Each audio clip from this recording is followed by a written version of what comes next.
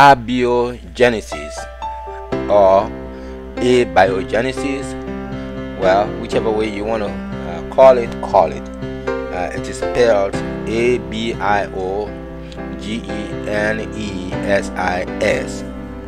Abiogenesis is a process by which things come into being. Matter comes into being through non-living functions.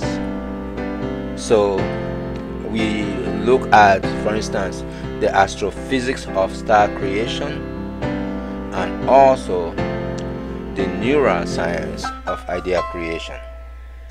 So we can look at the macro universe, which is about the stars, and then the micro universe, which is about your mind.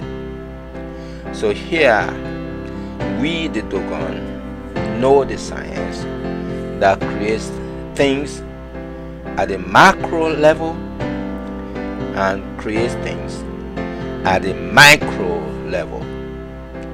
So we have I remember when we were traveling to Baton Rouge, and actually it was when we were coming back, this Caucasian guy came and sat by me in the lounge on the train, Amtrak, and we had a conversation. He's a paramedic somewhere.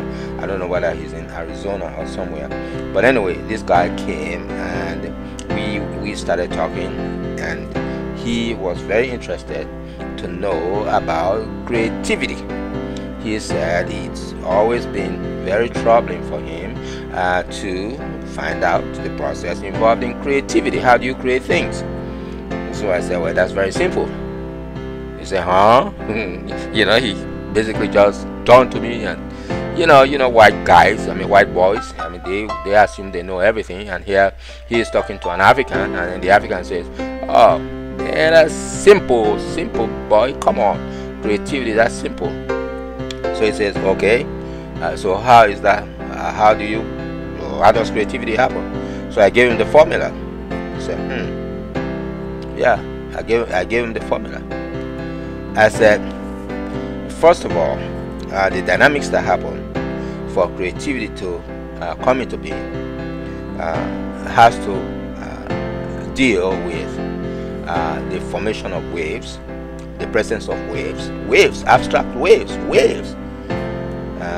into through your mind, because your mind itself is made out of waves, and then so these waves then will appear in certain selected memories. Depends on what your thinking processes are.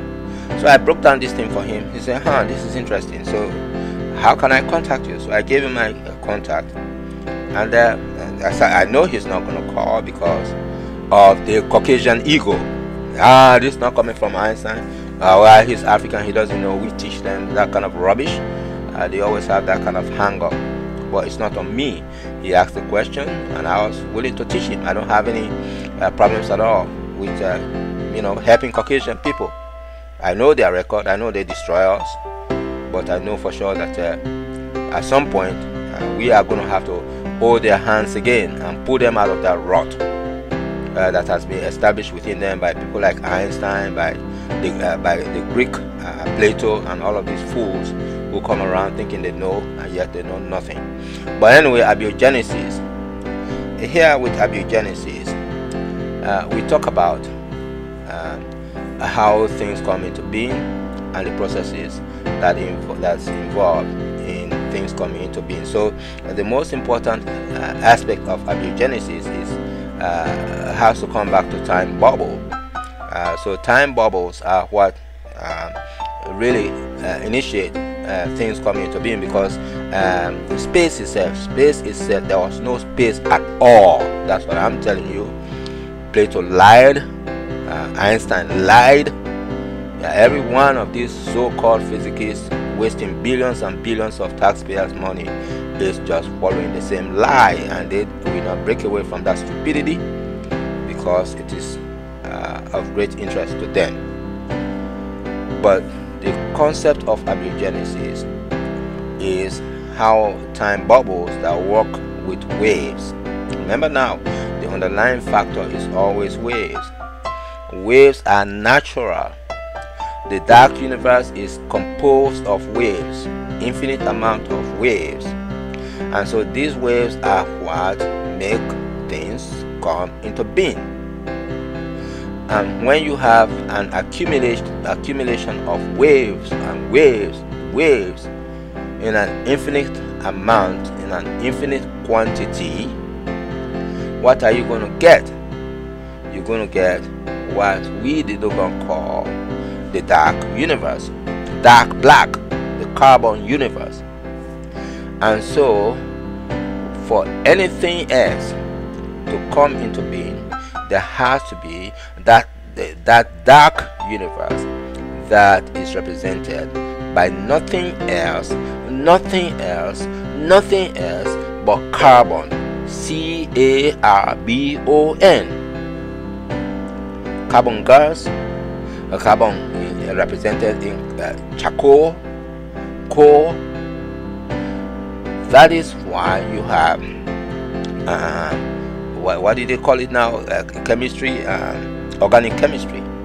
That's why you have organic chemistry. Organic chemistry has approximately 6 million different aspects of carbon, of the uses of carbon. Carbon is the most important element on the planet. Abiogenesis. How does light appear? How does light appear?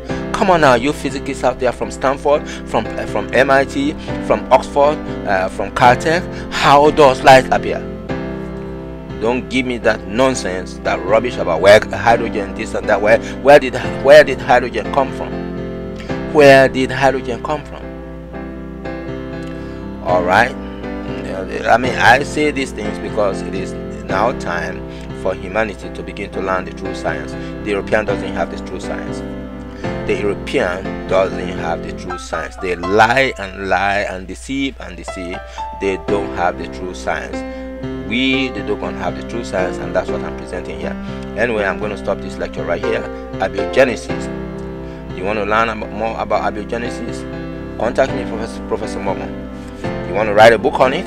Contact Professor Momo. We write a book. I'm ready. I'm writing 5 books now at this time. I'm working with different students. We are writing books. I just write books with students. You saw Rick Morris's Jr. His book. I don't even remember the title now. So I mean, I'm engaged in so many things I don't even remember now.